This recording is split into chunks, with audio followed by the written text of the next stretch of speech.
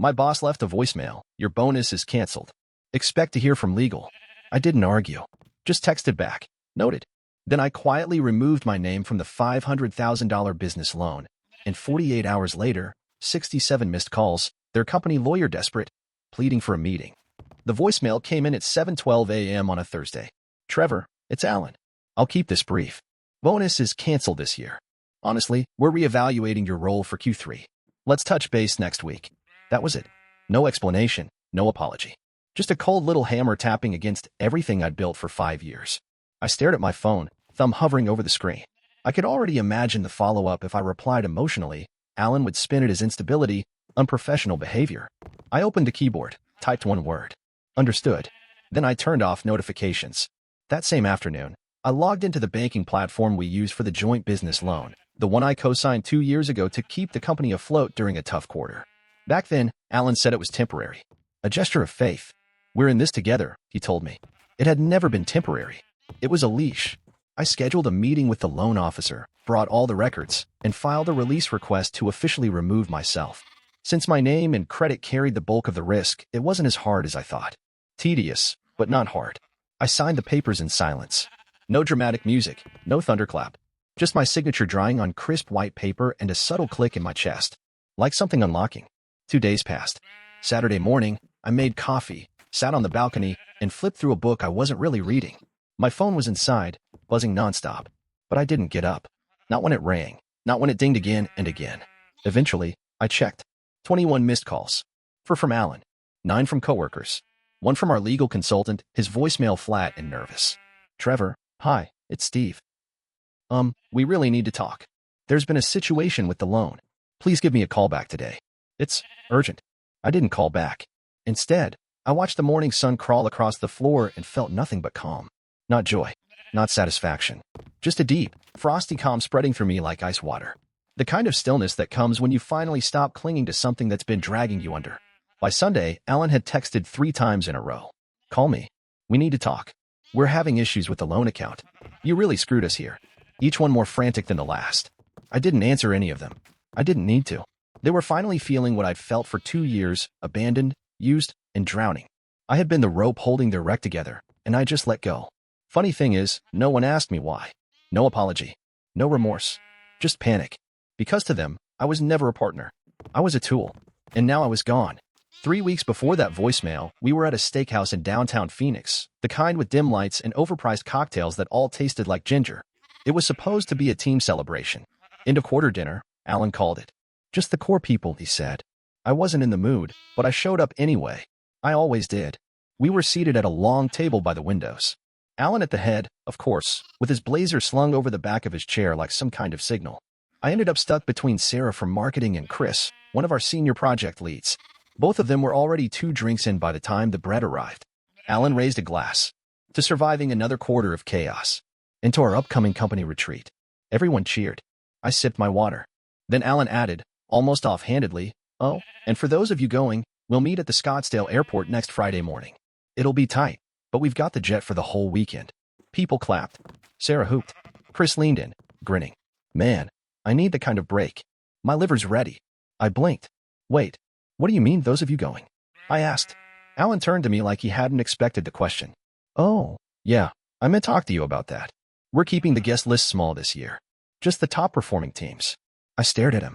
I've been managing invoices, smoothing out vendor delays, and personally covering rent on the downtown location. He laughed like I'd told a cute joke.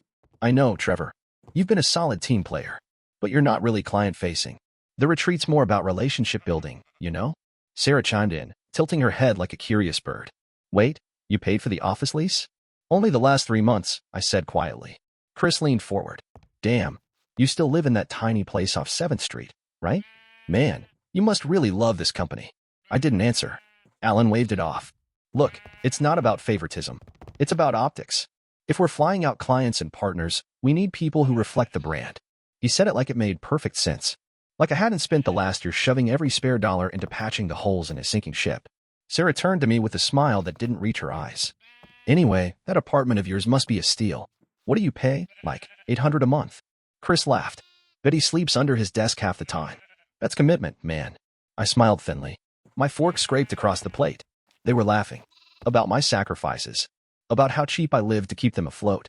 And no one, not Alan, not Sarah, not Chris, acknowledged what I'd done. Not even a simple thank you. I didn't say a word for the rest of the meal. A week later, I opened Instagram and saw the first post. The whole team, smiling on the steps of some luxury lodge in Sedona. Poolside drinks. Chef's table dinner. Sunrise yoga. Champagne on a private balcony. Alan had even captioned his photo. Only the best for the people who make it happen. #retreat weekend. I stared at it for a long time. Then I turned off my phone and sat in silence. That was the moment I knew. I wasn't part of a team. I was part of their strategy. And I had been a fool. It was the Tuesday after the retreat when Alan texted me. "Hey man, quick thing, could you spot another 1K from the joint loan account? Some travel stuff ran over budget. We'll square it next payroll." I stared at my screen, then scrolled back up. His last message before this one was over a month ago, asking if I could float the lease again, just one more time. There was no thank you in that one either. I switched to Instagram. The last photo from the retreat was a group shot, Alan in mirrored sunglasses, Sarah holding a flute of champagne, Chris with his arm slung around someone from a partner firm. They were laughing in front of a luxury SUV on a red dirt trail, sunset behind them like a postcard. I zoomed in. There were branded fleece vests with the company's new logo. Expensive ones. I hadn't been consulted on those expenses. I hadn't even seen the new logo until that post. The caption read, "Legends only. We build. We rise." I closed the app, then opened my messages again. There was another text from Sarah now. "Hey, heard you're mad about the retreat? You know it wasn't personal, right?" Then from Chris. "Dude, can't believe you're ghosting the team. Thought we were better than that." I didn't reply. Instead, I opened my email and pulled up my folder titled Receipts. I had been saving everything without even meaning to: screenshots, Venmo requests, emails with subject lines like "emergency coverage this week," and "can you talk to the bank on our behalf?" There were over 60 entries. I clicked through them, one by one. I had covered software licenses, lease deposits, 2 months of payroll for Alan's contractors when a funding wire got delayed, and a $600 Uber charge that Alan later insisted was a client thing. Every single time, they said it was temporary. Every single time, they said it was about the team. "We're building something big, Trevor. You'll see." I saw it now. And I was done. I replied to Alan's message with one word. No. Not an explanation. Not a debate. Just the first real boundary I'd ever drawn. A few minutes later, Chris texted again. "Well, really? After everything we've done together?" I laughed, but it wasn't a happy sound. I scrolled further back through the thread. March. "Chris, man, can you talk to your bank guy? We're hitting a wall."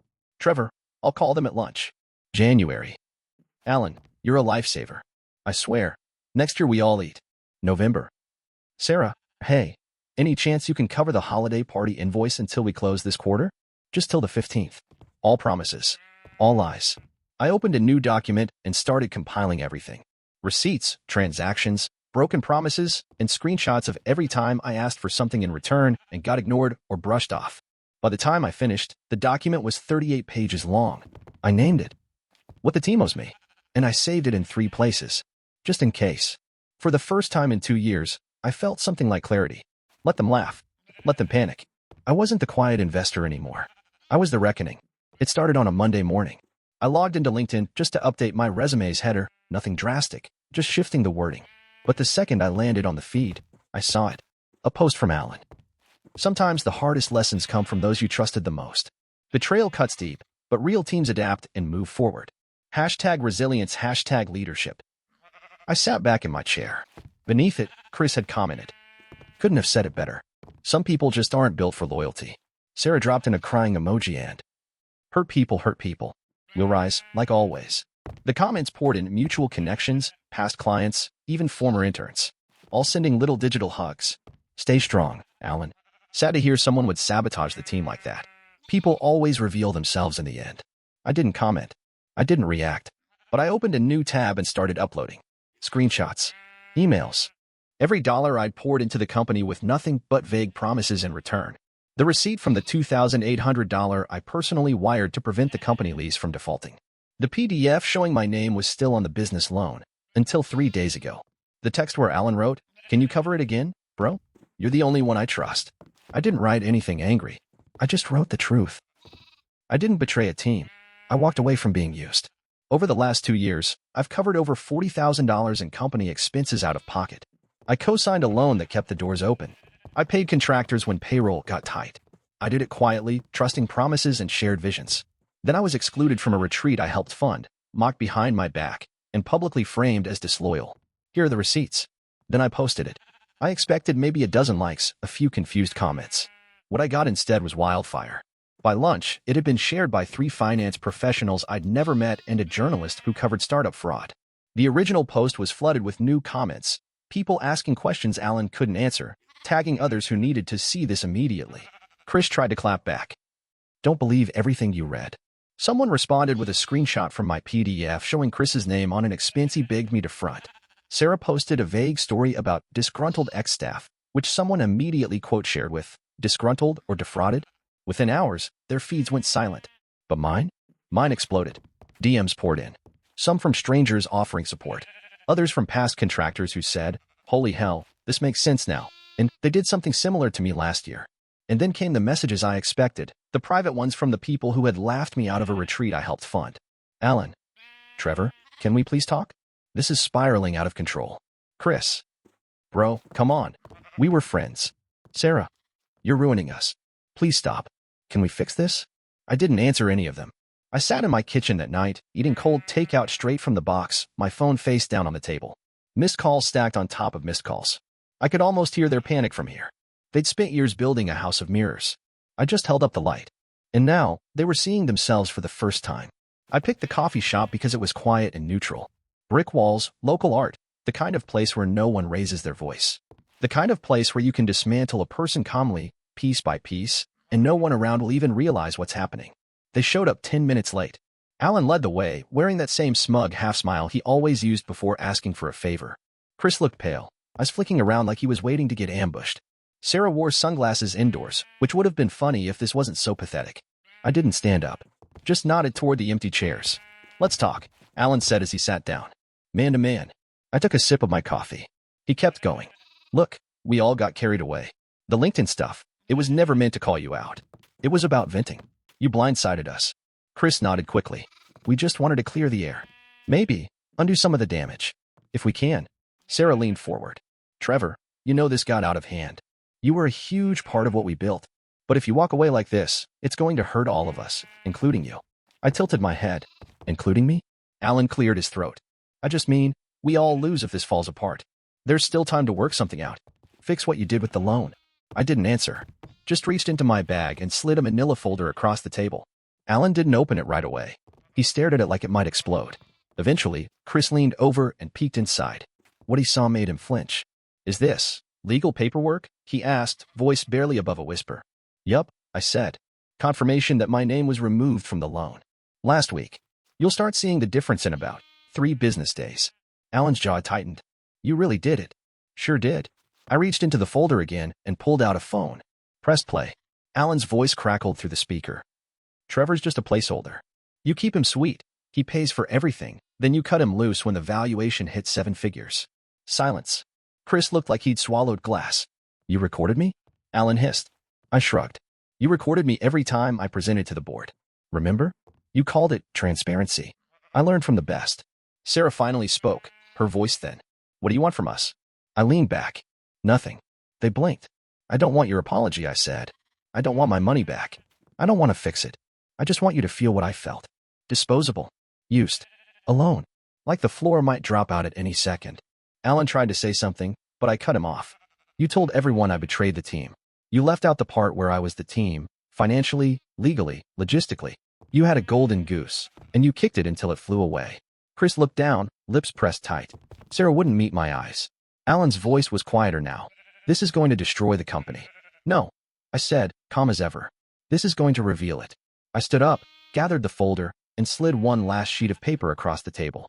A timeline. A breakdown. Everything I'd contributed, dates, amounts, and the names attached to every request. Keep it, I said. It's the last thing I'll ever give you. Then I walked out. They didn't follow. For the first time in years, I was done explaining myself. And they were out of lifelines. I didn't expect to see Martin there. I'd barely made it a block from the coffee shop when I saw his car, an old silver Lexus, parked on the side of the road. He was leaning against it, arms crossed, looking like he'd been waiting for me. Martin Whitaker, my old mentor. The man who taught me more about business in one lunch meeting than Alan taught me in 5 years of fake team building. He gave a slight nod as I approached. They take the bait? He asked. I smirked, swallowed it whole. He pushed off the car and motioned toward the sidewalk. Let's walk. We moved in silence for a moment, the late afternoon sun casting long shadows over the cracked pavement. I followed the posts, he finally said. Didn't say anything publicly. Didn't want to interfere unless you were really done. I was really done, I said. He nodded like he already knew that. They always underestimated you, he said. Thought you were a quiet workhorse. Never realized you were keeping the whole machine running. They're realizing it now. We reached a corner and paused. He reached into his coat pocket and pulled out a folded envelope. When I opened it, I saw exactly what it was, shareholder documentation. My name, his investment firm's name, the company name, a controlling interest. I looked up slowly. What is this? I bought out their remaining leverage last week, he said simply. They burned through too many bridges. Too much debt. The valuation's a joke now. But I didn't do it for them. He looked me in the eye. I did it for you. I stood there stunned. You're the only one who ever treated it like a business, Trevor, not a lifestyle. I watched you hold it together. And I also watched them sink it. My hands tightened around the papers. So what now? Martin smiled. Now, you take the wheel. You have controlling interest. Full voting power. I already submitted the board paperwork. I let out a slow breath. Alan's gonna lose it. He already knows, Martin said. They got the notice about an hour ago. He reached into his coat again and handed me a second envelope. Sealed, crisp, heavier than it looked. What's this? Final transfer details. Their time's up. The company's yours now. Clean house. Or burn it down. That part's up to you. I stared at the envelope, then at Martin. I thought you retired, I said. I did, he replied. But even in retirement, I don't like watching good people get screwed. He put a hand on my shoulder. I should have stepped in earlier. I watched them bleed you dry, and I told myself you had it handled. I was wrong. I didn't know what to say. For once, I was speechless. Martin smiled again, wry, calm, like always. You know what to do now, Trevor.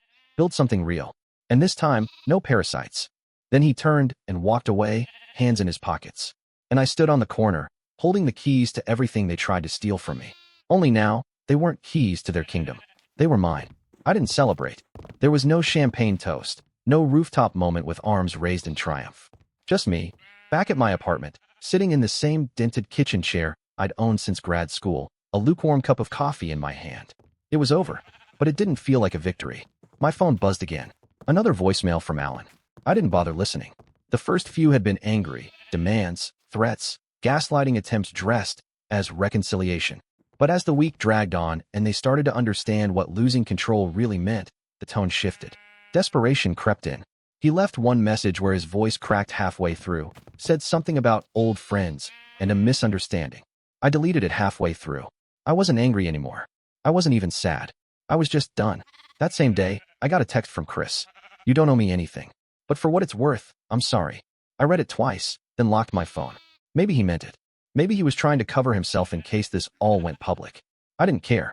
Sarah emailed me. Subject line, just hear me out. I didn't open it. People think the hardest part is fighting back, but it's not. The hardest part is walking away and staying away, letting the silence settle without rushing to fill it. For the first time in years, I had no one expecting me to solve something. No invoices to float. No team to bail out. No boss pretending my sacrifice was part of the journey. Just me. One night that week, I called Martin. Just to check in. How's it feel? He asked. Quiet, I said. He laughed. Good. Quiet is where you start figuring out what you want instead of what everyone else needs.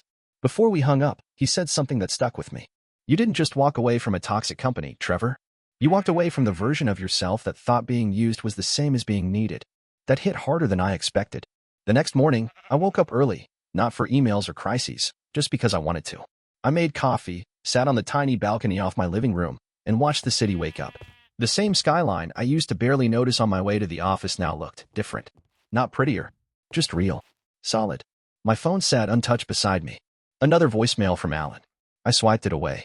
A text from Chris. I left it unread. I didn't need closure from them.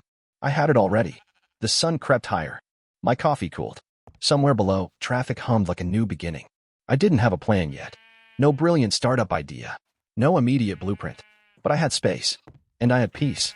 And for the first time in longer than I could remember, I wasn't carrying anyone else's weight. Just my own. And that was more than enough.